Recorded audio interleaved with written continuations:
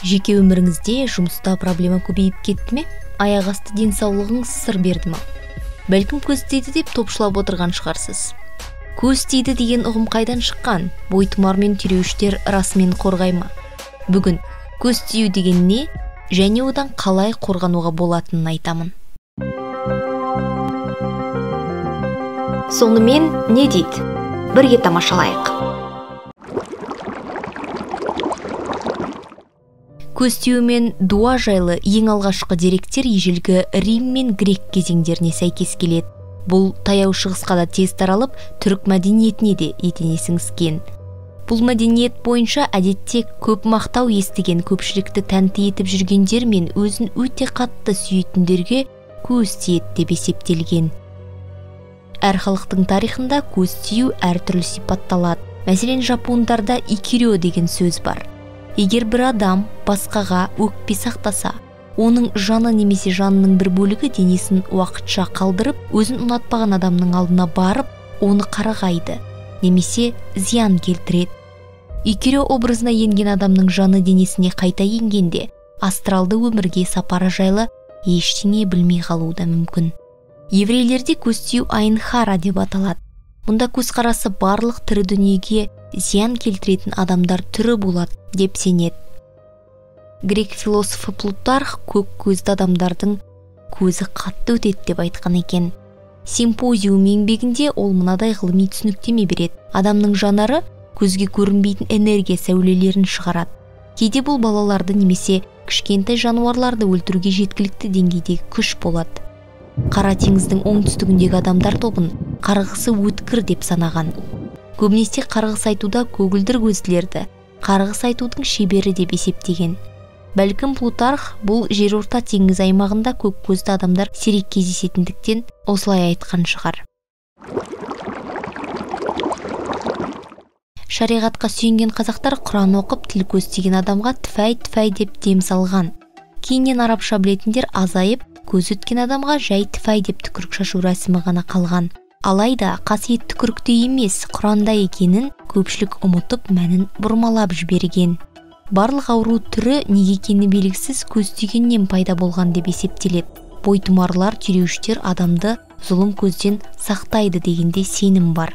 Алайда бұл тек қана сенім, мұндай заттарды әдетте адамның көзі басқа жерге түсу үшін тағады.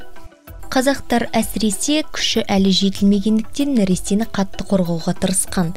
Көз тиді, сұқ тиді, аш кірді деп жатады. Бұрын халық емшілері сумен ұшықтап, адыраспан, аршамен аластап, тұзбен емдеп жататын.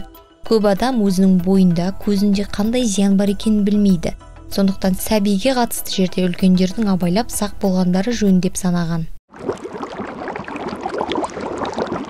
Мұхаммед пайғамбар тілі көз бар екені ақиқат деп айтқан. Хадисте Алладан қорған сұраңдар, өйткені тіл көз ақиқат делінген.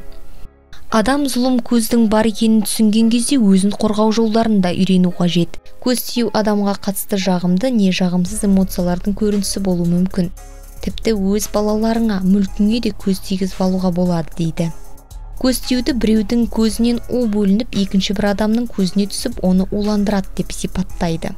Көз қызғаныштан, іштарлықтан, көре алмаушылықпен, жаман ниетпен қарағанда тиеді.